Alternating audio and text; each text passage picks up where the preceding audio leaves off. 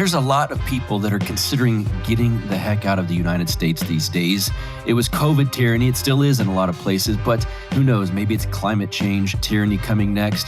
If that's you and you're thinking about exploring life in another country, I've got an amazing resource to share with you, and that would be the Expat Money Show, hosted by Mikkel Thorup.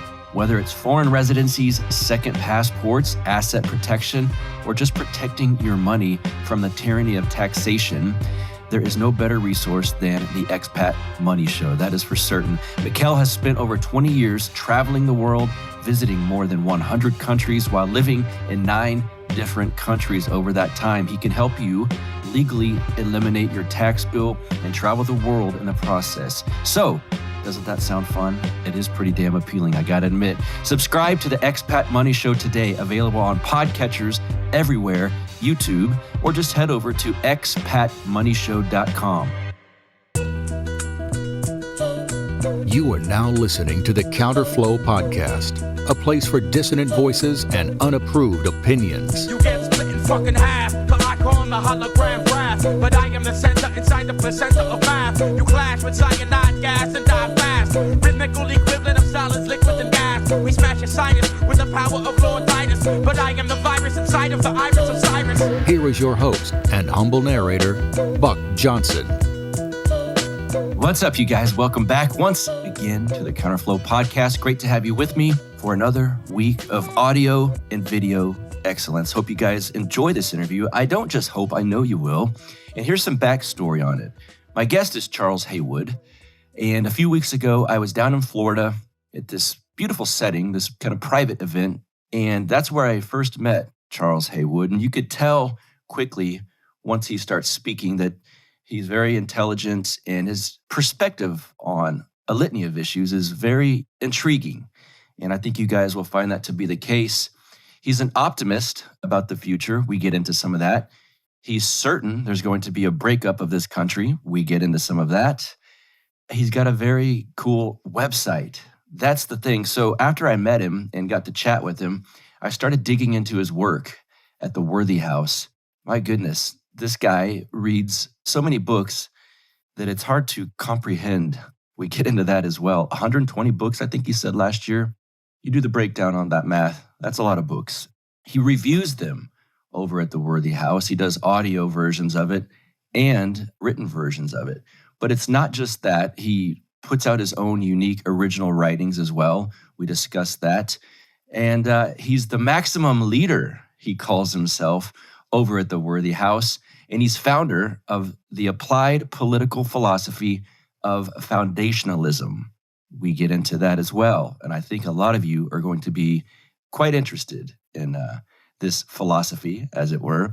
He's a member of Generation X. His views are right-wing with a future-oriented, post-liberal bent. He does not belong to any existing political party. The maximum leader over at the Worthy House, Charles Haywood. Welcome to the show. How are you, sir? I am great, and I am pleased to be here. Yeah, I'm pleased to have you here. I had the pleasure of meeting you and chatting with you a few weeks back in Florida. And since then, I can't get enough of the Worthy House. I keep finding, oh my God, he reviewed this book too. This is amazing. We'll jump into all kinds of stuff here. But before we do that, can you tell my audience about yourself and what you do over at the Worthy House? Sure. So theworthyhouse.com is my site. And as I like to say, if I repeat the web address, it's not because I'm angling for you to go there and click on the ads or anything. I don't need your money, but I do want you to go there. But you don't. I'm not trying to sell you anything. There are no subscriptions. Well, there are subscriptions, but they're not paid subscriptions and so on.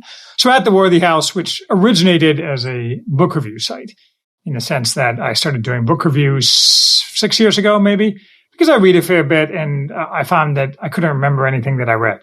You know, I would read something, and then a week later, I'd be like, what was that book about? And it was kind of frustrating because I just don't have a good memory. My father, who taught Russian history for his career, he was an academic, like a lot of my family is. It's academics and lawyers on at least my father's side of the family. He had a great memory, and somehow I didn't inherit any of it. So I have to write book reviews in order to remember anything. And then a couple of years later, I put them on Goodreads and Amazon and so forth. And then a couple of years later, my wife is said, well, why don't you have your own site? I'm like, oh, no one wants to read my reviews. I mean, I just do them for giggles. And yeah, sure, occasionally people like them. But she prevailed on me. And as always, I found that my wife's advice is sound and should be taken by default. And so I started the website. And it's grown, again, we're not talking Joe Rogan here, but we're talking a reasonable level of readership. And I'm always pleasantly surprised when I find that interesting people are listening to the Worthy House, such as yourself, or listening, reading. I mean, I do all the stuff in audio as well as in print format. And so over time, it's developed to be less book reviews, though it's certainly book reviews. I tend to use the book reviews as a vehicle for my own thoughts. And I also have original pieces, which are not tied to a book. My wife keeps telling me I need to do more of those, and they tend to be extremely popular.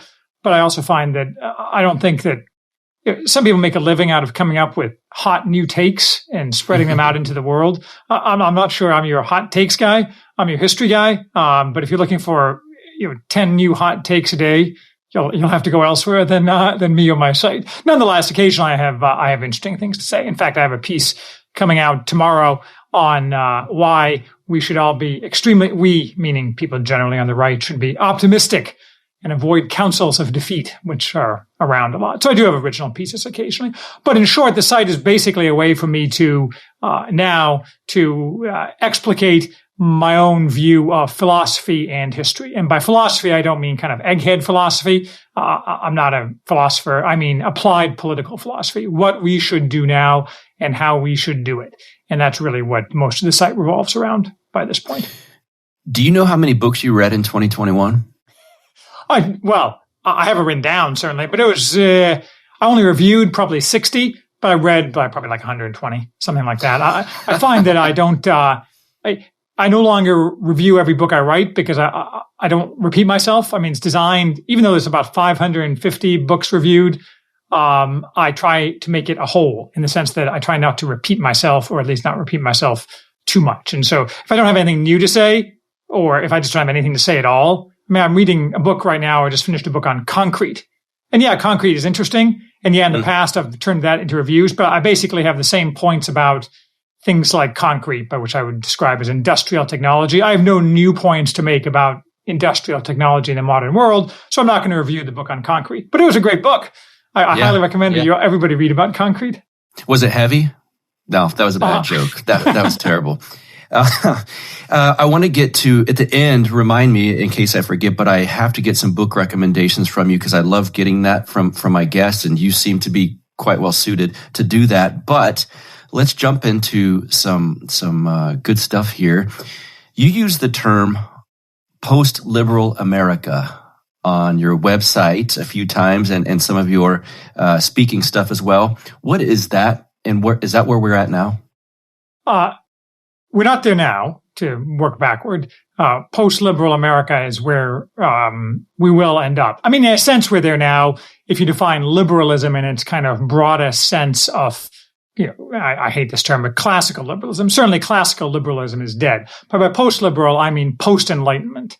That is, rejecting, in essence, all political philosophy, not all political philosophy, most political philosophy post-1750.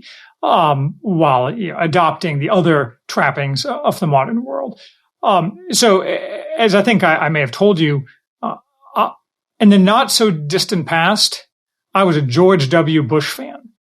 And I understand that this is, a great sin, and I will be spending, if I believed in purgatory, being Orthodox, I don't believe in purgatory, but if I believed in purgatory, I would be spending a lot of time there for the sin of supporting George W. Bush and his various misadventures and escapades. But my point here is that when even say 3 or 4 years ago, 5 years ago when I was writing, I wouldn't say that I would have described even myself as post-liberal. And eventually, probably 3.5 years ago, and you could, if you were really bored and one could trace this through the writings, I started using the term reactionary, or reaction with a capital R, basically in opposition to trends in the modern world. And then the term post-liberal was put into common use, not by me, but by some others, Sohrab Ahmari and some of these other people. And so I adopted that. So by post-liberal, I have a very specific meaning, which is post-Enlightenment. That is, we're just going to erase the Enlightenment and move on with the things of the modern world. I have no interest in going back to the world of 1750. What I have an interest in is erasing the political philosophy of the Enlightenment. And the Enlightenment is only a political philosophy. The political philosophers of the Enlightenment attempt to capture for themselves the other benefits of modernity, say science and medicine, but that's just merely an attempt to grab hold of something that they have no relevance to. One of the subjects that's come up on this show and some others that I listen to is there's conversations trying to figure out where we're at now and kind of the timeline that started this. You just said the Enlightenment. Maybe that's in what you think, but there's people saying it's the 60s with progressivism. There's people saying it's the early progressive era, in the late 1800s. Father Seraphim Rose posits that it was in 1054 with the with the Great Schism.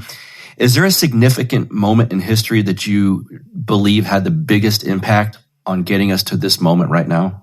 Yeah, I think all these things, as you work backward, are links in a chain. I would have to hear about the reasoning of 1054, but my initial reaction is that's too far back. And it's also true that there's some people on the right who think that Christianity, for example, is to blame for modernity's problems. But I would place it at a very clear point, which is 1789. That is the first direct political application of Enlightenment philosophical principles. And you saw in the behavior and actions of the French revolutionaries the kind of logical consequence, and the same consequence with variations, which are really immaterial, we've seen ever since in every left movement. So I would place it very precisely at 1789. Though 1789 and that whole era through the fall of Napoleon is extremely instructive, because it's also true that the French monarchy had come to its own inevitable end. That's not to say that all changes are bad, merely that the change that was delivered to us by Enlightenment principles in the revolution was the wrong change. And so, yes, I would very definitely put it at 1789. What are your thoughts on postmodernism and if it's had any effect on where we're at now? Well, you're trading dangerously close to philosophy, which is not my bailiwick. So I will say a few things on that. So, on a narrow topic, I have very definite views on modernism and postmodernism in architecture.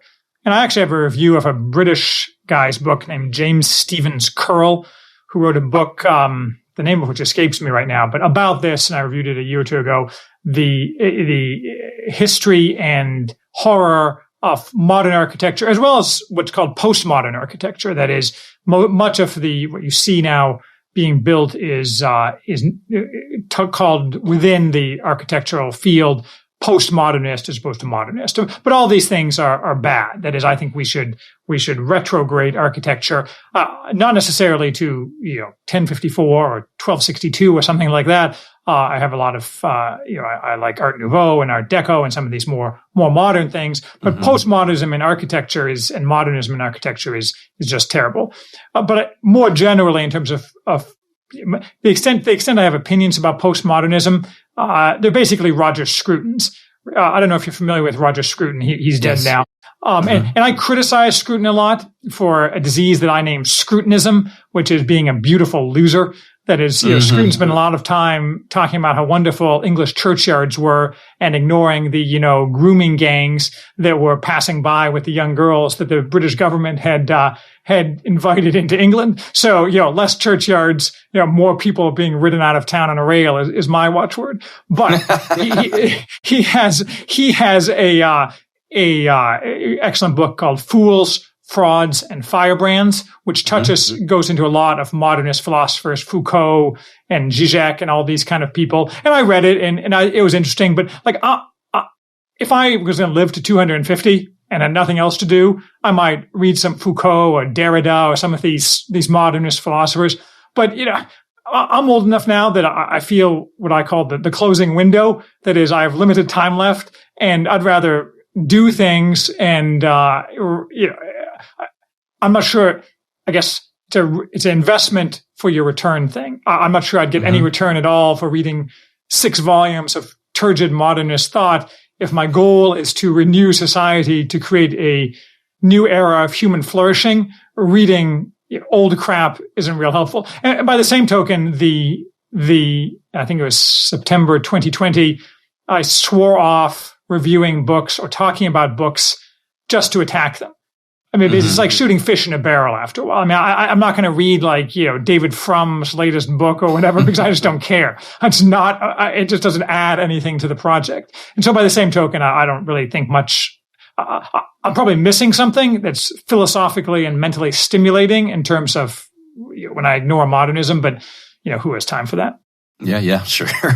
You mentioned there in that diatribe that something giving back your future, and you write about that, you speak about that, and you call it the Foundationalist Manifesto.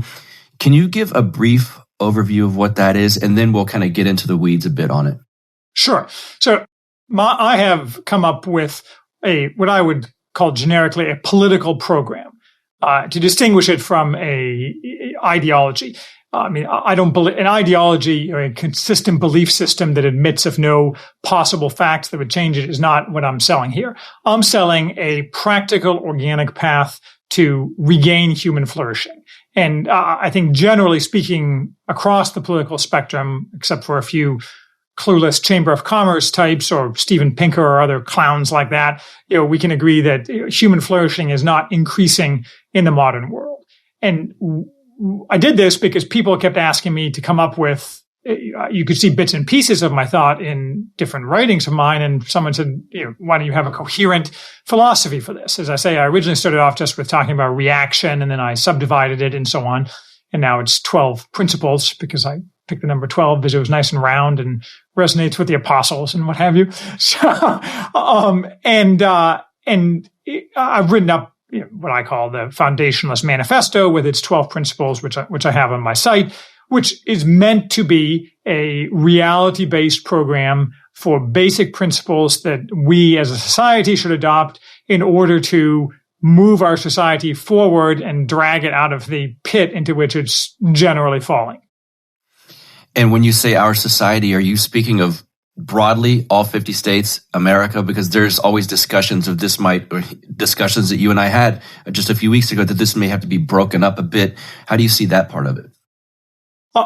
I mean, I actually see it as kind of at its largest extent as Western society as a whole. And for that matter, Asian society, my knowledge of Asian societies, culture, history, and so on is so lacking that I would not presume to say whether this is a good fit for Asian societies, or any other society for that matter. But obviously I know America and I'm fairly cognizant of Europe, but not enough to start recommending stuff necessarily for Europeans. So generally speaking, for America as a whole, and I'm agnostic.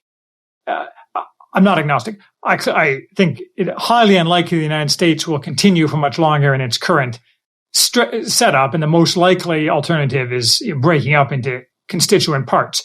And therefore, to the extent someone was actually applying foundationalism as a political system, which, of course, no one would ever do 100%. That is, only clowns think that they have all the answers, and if you follow 11 rather than 12 of my precepts, everything will collapse. I mean, this is meant to help people out with ways to think about how to approach their specific situation, which is always going to be different. I mean, if you're running a town of 100 people, the same principles have some relevance, but if you're running a country of 100 million, their application is completely different. And so to answer your question, yes, you could do it in the United States as it exists. The amount of political turmoil and chaos that would have to happen before any of these things could happen would be immense. And just on a historical basis, predicting on the basis of the past, the most likely possibility is a crack up of the country, hopefully with some of the successor states adopting principles like these. Yeah. Why do you think we need drastic change? Well, because the current situation is unsustainable. And it's unsustainable on many levels. I mean, people talk a lot about things like deaths of despair and things like that. So there are huge amounts of people in our society who are at the end of their rope. You just don't hear about them because if the media doesn't care about them. Most of the people in what I would broadly say our circles, we're educated, professional, managerial elite. I mean, we may be class traitors and regime enemies and things like that. But at the end of the day, there are huge amounts of people who are just living in despair. And part of that is economic. A lot of that is drugs. But fundamentally, it all boils down to the lack of meaning offered to us by our society today. And instead, we're offered, you live in the pod, eat the bugs, watch the porn, take the drugs. Nobody, and I always come back to this. The number one indicator of this, both this and more generally, the excessive focus on individual autonomy is the lack of children. The American birth rate, it was low. It's gotten lower. This is, of course, true in essentially every country in the world, even places that you wouldn't necessarily think so, like Iran.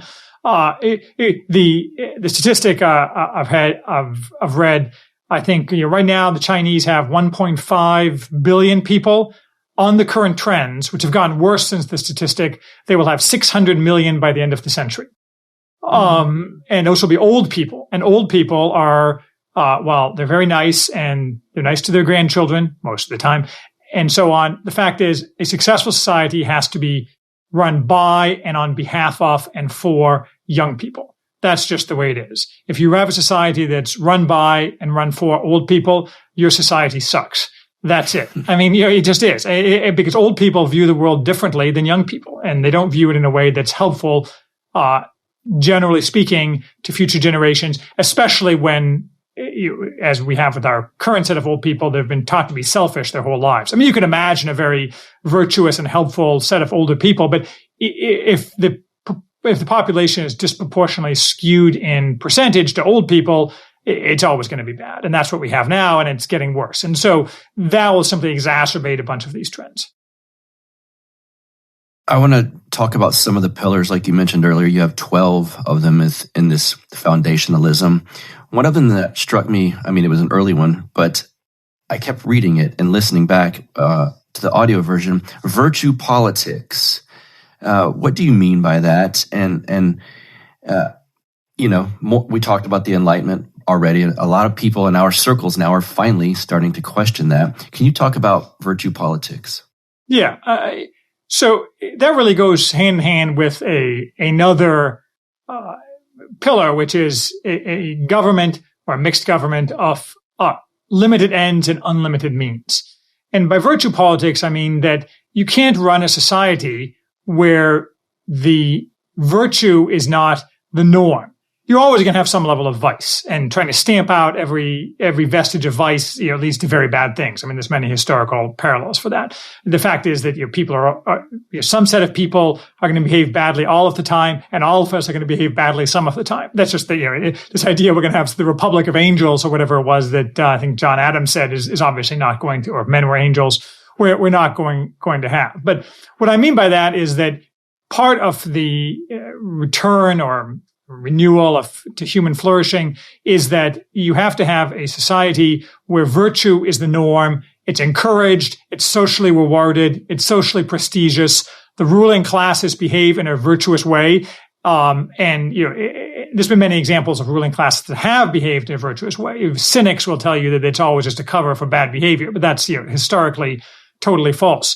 And if you have to have the government telling people to be virtuous or how to be virtuous, that's not going to work out. I mean, certainly the government should and behave in ways that encourage virtue and punish vice, and both directly and also with the awards and prestige and what have you. But at the end of the day, it's a ground up thing. If the society isn't virtuous, you can't make it virtuous by main force. I mean, that's kind of obvious in a sense. You definitely can legislate morality, but you can't create a virtuous society from something that's not virtuous.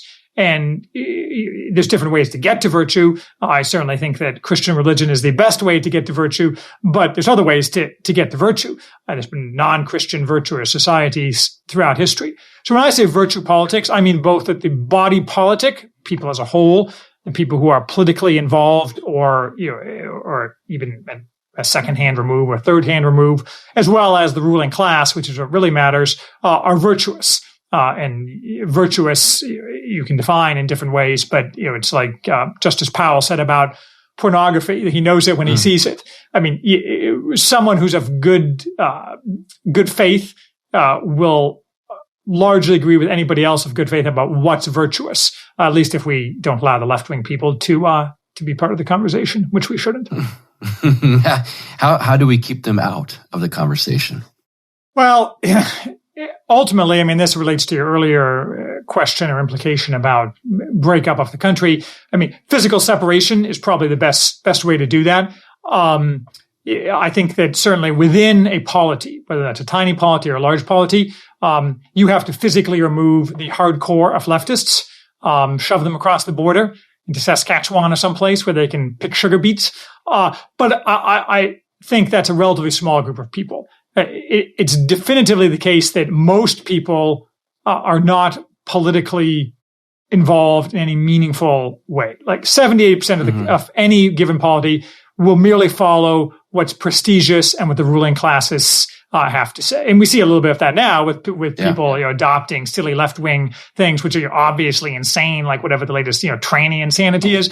But so it's not like we have to. Some people say, well, we're split down the middle. Half the country voted for Trump, and the other half hates Trump, and so therefore that's the split. Yeah, you have to get rid of like 5% of the people and have them form their own polity, hopefully far away with no internet and no guns, and the rest of the people with a strong, competent ruling class that governs in an appropriate fashion will simply adopt a new fashion. I mean, I think more broadly that most people should not be involved in politics at all. I mean, I think that most people should, and the government should not be involved with most people. And that A.J.P. Taylor, who's a British historian, has a famous quote, which I can't remember precisely, but he had in the 1930s, something to the effect of, up until World War I, an Englishman could live his entire life with zero contact with the government.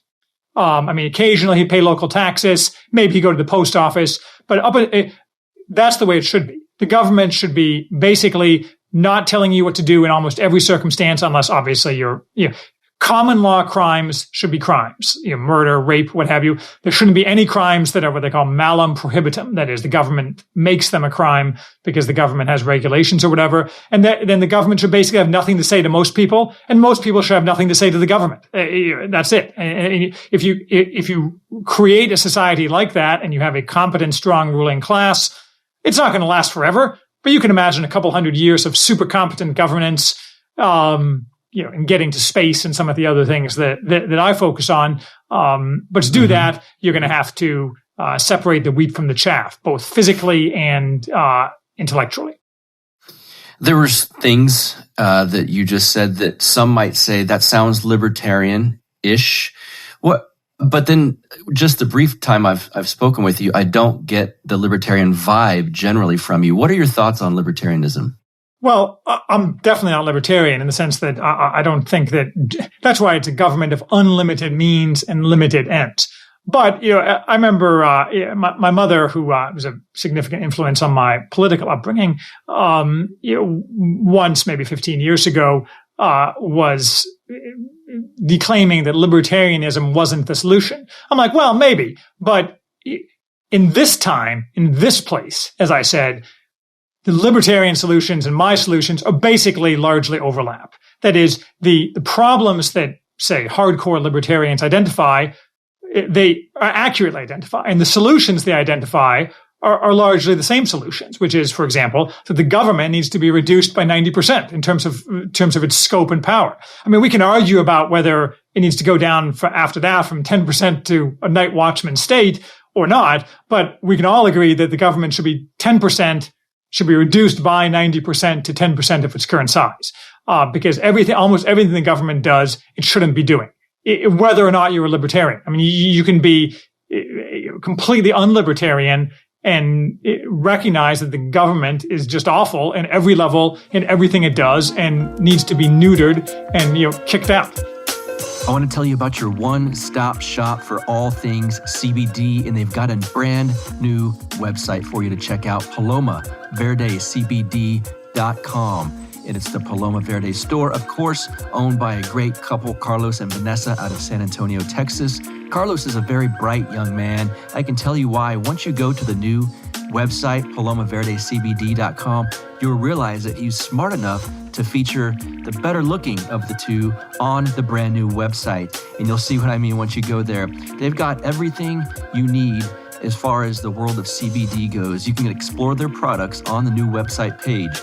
You can see obviously they've got the tinctures, but they've got mint tinctures, they've got soft gels, they've got CBD gummies, multiple flavors of those, the salve stick, the sleep bundle, which I'm going to have to check out. I've not had the sleep bundle yet, but that sounds enticing to me. The menthol sports cream, I can tell you, works amazingly. I've used that multiple times, and one of the biggest fans I personally know of Paloma Verde CBD products is my French bulldog named Lux. He's about 10 years old now, which in dog years makes him like 70 or something, right? He's old, and he gets around like a little old man with his back legs a little bit slower than they used to be, until we started putting the CBD pet products that they have at palomaverdecbd.com. We put it on his food every morning. They also have these dog treats that we give him, and it's amazing the job that the products have done for Lux, my French bulldog. Now he's trotting around like he's young again. He gets in and out of the doggy door with ease, which is a relief to me, I can tell you that. So, of course, I've got a promo code for you. It is BUCK, B-U-C-K. When you enter BUCK, the promo code at checkout, you get 25% off of all of your orders over $75, which is a bargain. That's over at palomaverdecbd.com, their new website. Promo code BUCK, get you 25% off all orders over $75. Let's get back to the show. Fair point. Okay. I think most of my listeners will be agreeing with that. Let's talk about then sex role realism. Why is this necessary?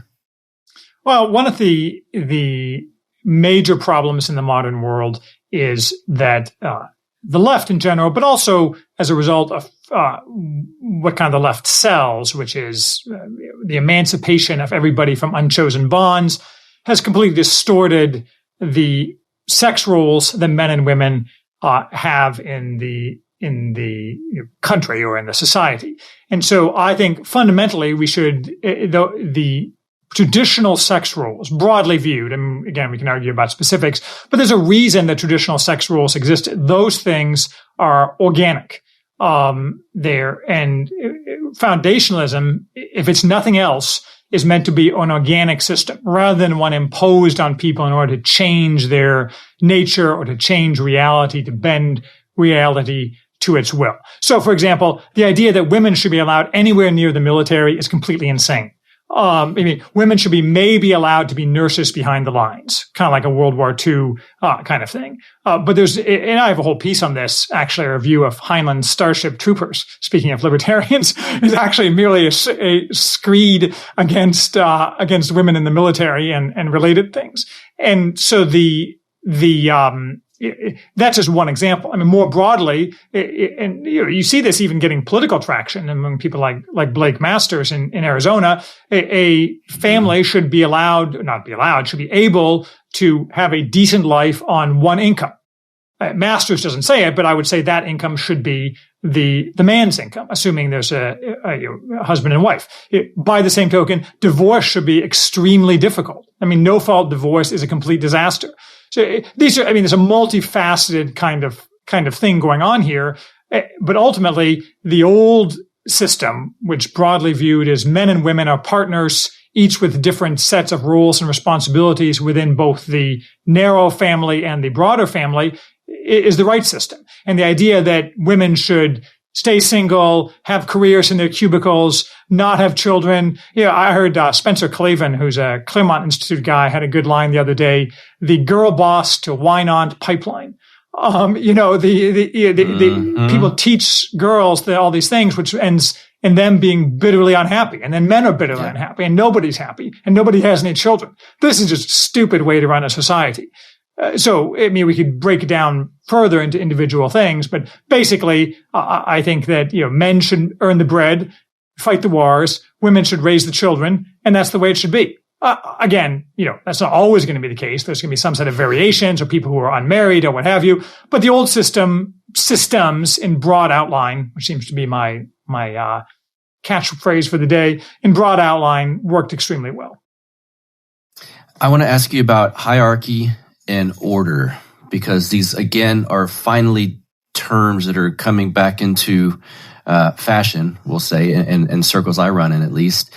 And I think there was a time, maybe just 5 years ago, if you would have said hierarchy and order, it would have turned more people off than it does now. Can you talk about the importance of these things?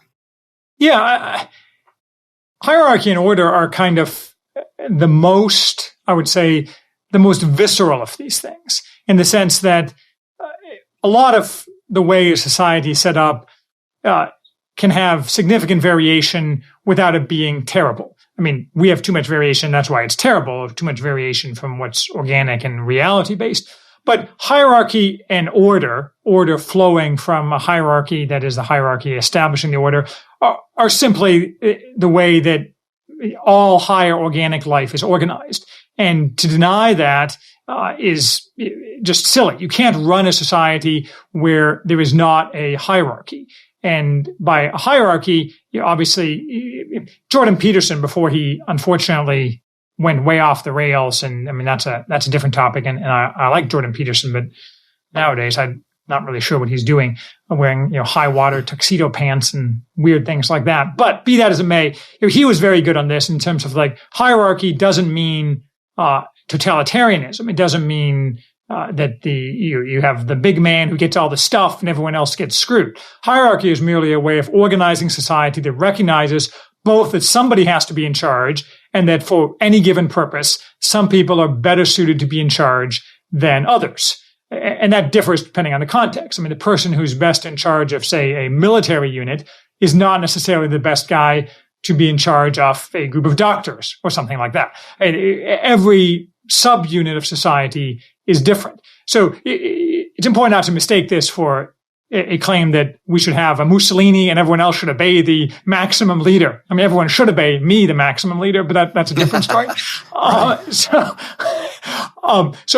And from hierarchy necessarily flows order. That is, you don't want to have excessive chaos in a society. And I define the left as broadly, in a core definition, as those who seek total emancipation along with forced egalitarianism.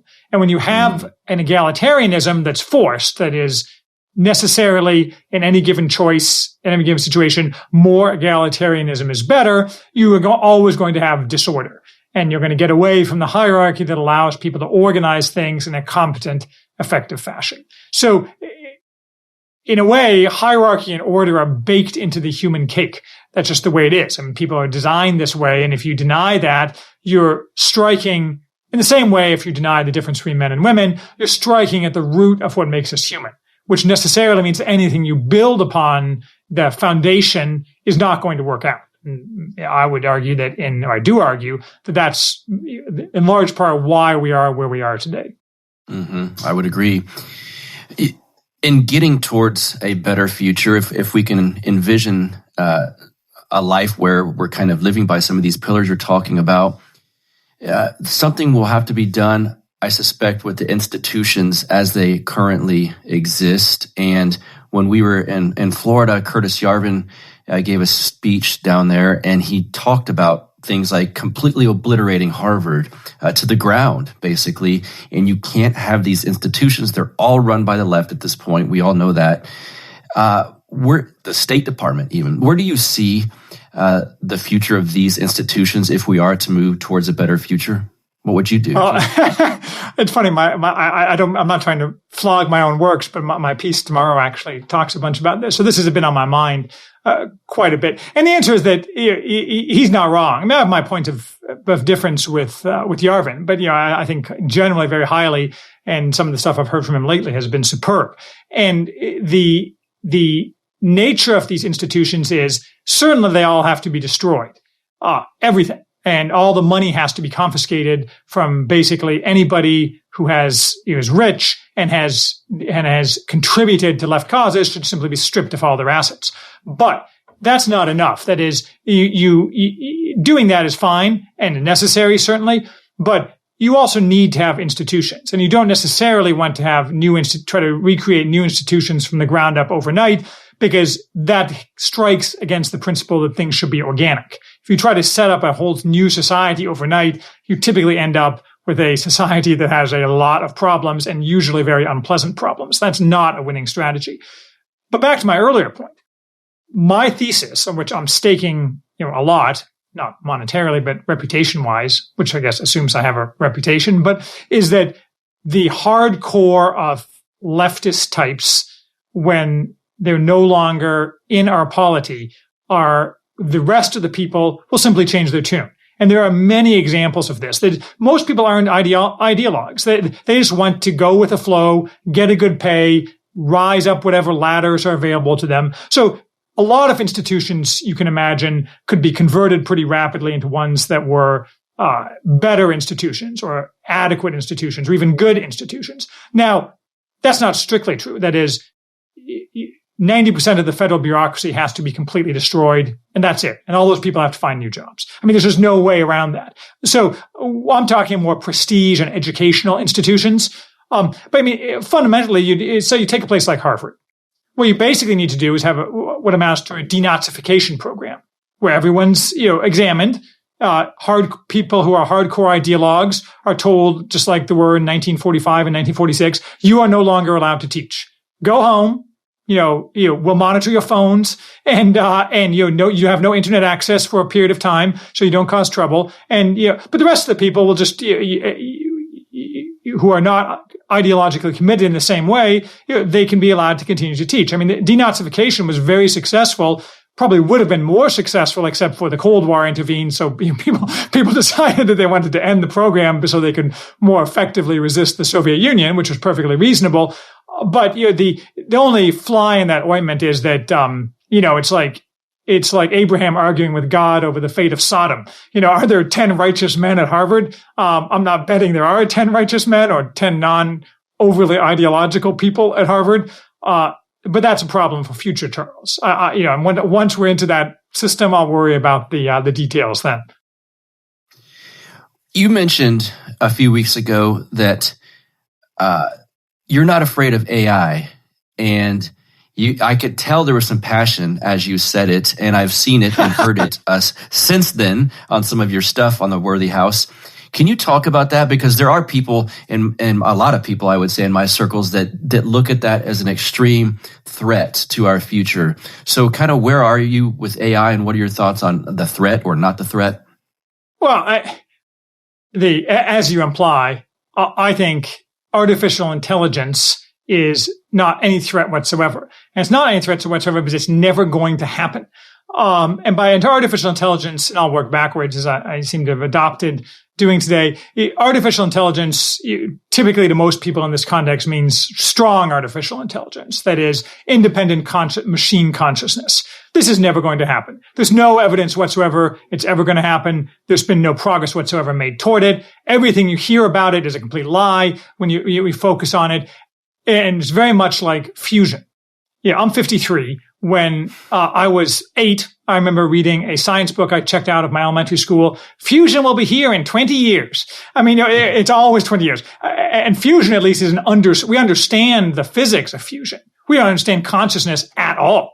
I mean, and there's no evidence whatsoever that if we have bigger, faster computers, all of a sudden they're going to become Skynet and, do good or bad things. So I just think it's silly. It's like talking about, the deep sevens under the ocean are going to rise up and pillage the upper lands. I mean, maybe, but probably not.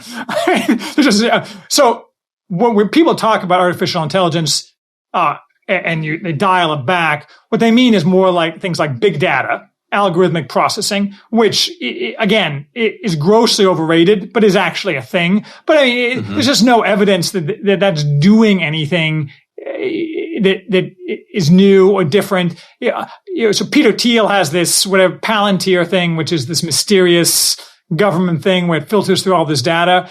Well, maybe, but I don't know anything about Palantir, but I suspect that if you get inside it, it's kind of a clown show. I bet that none of this stuff is actually happening. And you've heard a lot about this, for example, in the terrorism context since 2001. I mean, leaving aside that in retrospect, much of that was, as the libertarians said at the time, a very bad idea designed to capture a non-existent problem. And George W. Bush has a lot to answer for there.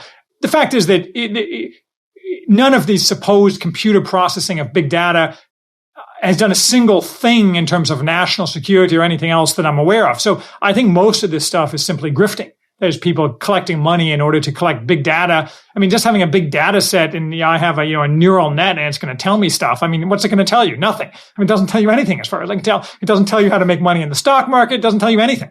So that's crap. And then things like driverless cars. Well, okay. I mean, it's theoretically possible we could have driverless cars, autonomous cars. And I complained about this in one of my reviews, and maybe this has changed, but this was 3 years ago. But I realized digging into it at least 3 years ago that driverless cars recognized red lights and green lights, not by some combination of neural net, but by every single location in 3D space off the red light in the country has to be pre-programmed or the car stops. I mean, stupid. I mean, okay, fine. It's interesting that we have enough. I mean, my first computer was an Apple IIe, and it sure couldn't, put in every location of red light in the country. But that's not an autonomous car. That's just like a very souped up, I could program that. If you gave me 1,000,000 years, I could program that in BASIC, the computer language, if then statements all day long. It's stupid.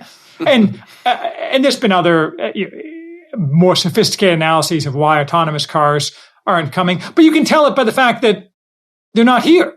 I mean, we've been told it's like everything else. Now, I go on various rants occasionally about this, kind of like this, only worse. Same thing is true. I had this review of Neuromancer, the William Gibson book, complaining, rightly so, that health advances that I've been promised my whole life, none of them have showed up. I mean, yeah, there's occasional health advances that are very great for the people who need them, like immunotherapy for certain cancers.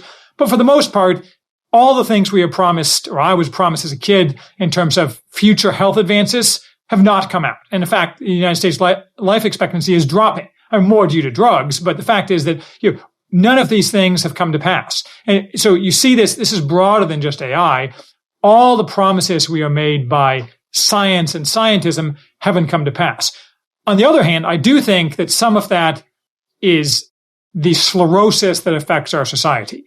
I think that we could, in the physical sciences in particular, they're not in AI, have huge advancements, but our society is run by stupid people for stupid ends, and so we've stopped progress. If we gave Elon Musk, who's a little bit crazy, but has a lot on the ball, maximum power, probably a couple million people would die in random accidents and so on. A bunch of progress would probably be made as well. But that's not the society we have. We have a hyper-feminized, hyper-safetyist, hyper-grifting, hyper-wasteful, and dumb society. That said, we're never going to have artificial intelligence. It's a waste of time. All right. Well, I hope that makes some people feel better and sleep better tonight. I want to talk to you about Orthodox Christianity. You mentioned it early on, and another thing I was excited to find out about you is that that is your faith. Can I ask you what led you to Orthodoxy, and what does it have that Protestantism does not? All great questions. So I actually listened a little bit just before this to your podcast with Father Andrew, I believe it was, your local priest. Is that Father Andrew? Father Ignatius. Father Ignatius. At St. Andrews, yes. St. Andrew, yes, okay. So that was actually a very interesting cast. He sounds like a very great guy. Yes. So I was raised very Orthodox Roman Catholic. And by very Orthodox, I small o Orthodox, I mean not casual, loser 1980s Roman Catholic, but observant Roman Catholic. My wife was not raised anything in particular, and we've been married almost 20 years. And several years ago, when we started having children, or when we started having some of the later children, we hadn't really been attending church for a while. I mean, I would always describe myself as a Christian, and if you would ask me to put a technical definition on it, I would have said non-communicating Roman Catholic. I've never gone just like I've never gone through an Austrian school economics phase, I've never gone through an agnostic phase. Some of these phases that people go through in their lives that are pretty common. I think sometimes those two go hand in hand. So, but I was a non-communicating Roman Catholic. But if during that period I'd been dying, I would have reached for the nearest priest for certain. I certainly would have described myself as a believer, just not adequately observant. So my wife didn't really want to go Catholic for a variety of reasons, and this was before the current Pope really took the Catholic Church into the crapper. And so we tried Episcopalian, but of course Episcopalians are commies. And we had our first child baptized in Episcopalian church, where some woman deacon was giving the lesson or introductory thing or a discussion. And she was like, well, I'm not really sure if Christ was God or not. Probably not, but what does it really matter? I'm like, yeah, this church sucks. So we dropped Episcopalians, and we were going to a Presbyterian church, relatively conservative, but the PC USA, the Presbyterian Church USA, is of course just as rotten as all the other mainline Protestant denominations. And so we weren't happy with that. And then when a new pastor came in and effectively tried to make his wife co-pastor, and she got up and told us, I forget the exact phrase, it was something like, embrace the newness of God. Or anyway, the implication was that God was somehow new or changeable. I'm like, bad theology. And so we left. And as it happens, there's a Greek Orthodox church 5 minutes from our house. There's also an Antiochian church a little bit farther away. So we called up the local priest and said we'd like to explore this. And we went there, and we've never left. And that was 4 years ago, 3.5 years ago. We're chrismated in 2019. And we've been extremely happy with that. I always hesitate to say we've been happy, because that implies that the measure of whether it's good is my happiness, which is of course not true. Same is true for any other descriptor: satisfied, happy, whatever. But it's made us happy. Maybe that's a good way of putting it. I think it was people often ask, was it a big adjustment?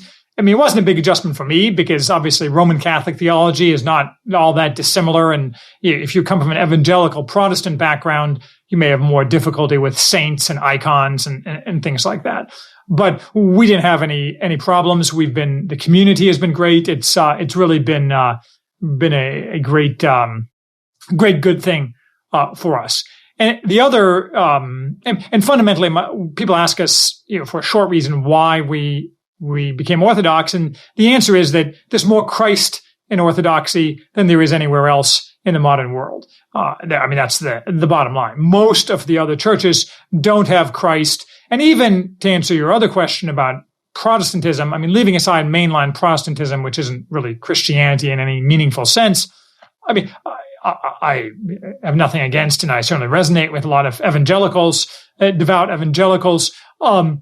So I have no complaints there, but I think that it's a more parched type of worship and view of Christianity frequently than Orthodoxy is. And while I certainly have no independent knowledge of this, I've heard several times that it's not uncommon for Pentecostals to become Orthodox because they go searching for an authentic way that the early church operated, and then they discover that that's still around, and they drift into or are attracted to Orthodoxy. So I think there's a bit of a pipeline there. I think Orthodoxy is the coming thing.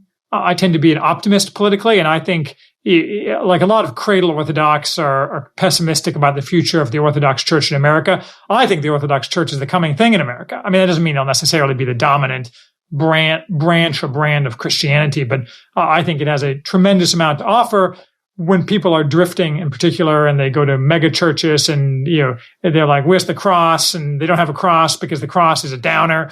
That's just no way to live. So I think Orthodoxy, a significant percentage of the people who are seeking a branch of Christianity or brand, who are exposed to Orthodoxy, really resonate with it. And so I'm hoping that continues. Yeah. Well, that is optimistic then. And speaking of optimistic, you also said the piece that comes out tomorrow is kind of on that topic. Of course, let's see. As this episode drops, they can read the piece because it will already be out. Kind of give us a hint at what that's going to be about and why you are optimistic, because there's also so much pessimism abroad, and I'm optimistic. Let's see if we share some of the same reasoning. Sure. So the piece is titled "Against Counsels of Defeat," and I started writing this a little bit ago, but in part I accelerated it because of a couple black pill, not a term I use, but black pill type pieces. In particular, one by a writer called N.S. Lyons, who has a Substack called The Upheaval. I believe he's a China expert, but this is not, it doesn't mention China at all. I mean, it's an excellent writer. I have no complaints about Lyons, no general beefs. But he and Nicola Soldo, and then you also have Rod Dreher, speaking of Orthodox people, these eternal pessimists who basically say that, well, wokeism, what I call late stage leftism, is going to win because the young are all adherents of late stage leftism, and the left controls all the positions of power and so on. And I think these things are merely historical accidents. That is, I think it's meaningless that the young are in surveys self-identify as the most far left generation, because I think these things change very rapidly. The historical example I always give is in 1930s Germany.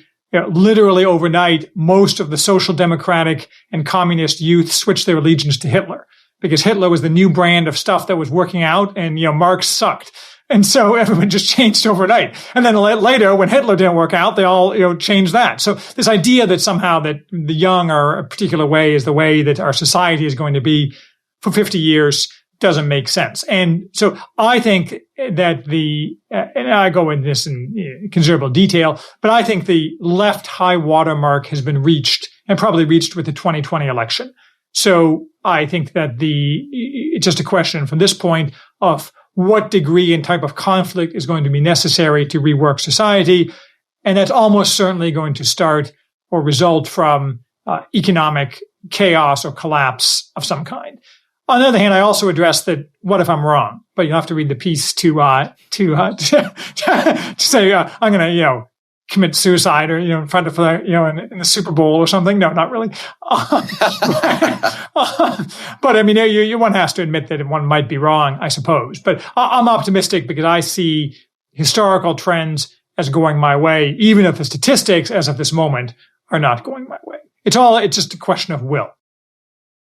I don't love asking people to make predictions, but just fun games I play, word games.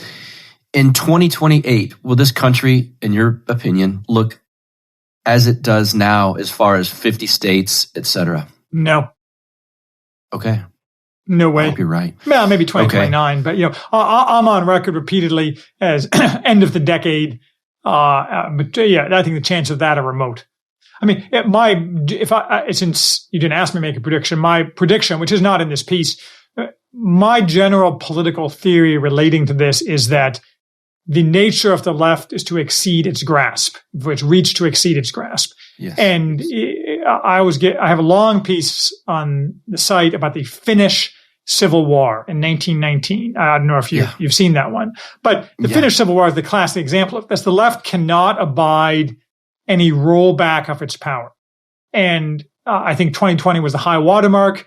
I think the next couple of electoral cycles, and a normal person would say, well, you win some, you lose some, but they just can't take it. Especially, like, I don't think that Trump was a good president. I don't think it's a good idea for him to run in 2024 and so on, though he probably will.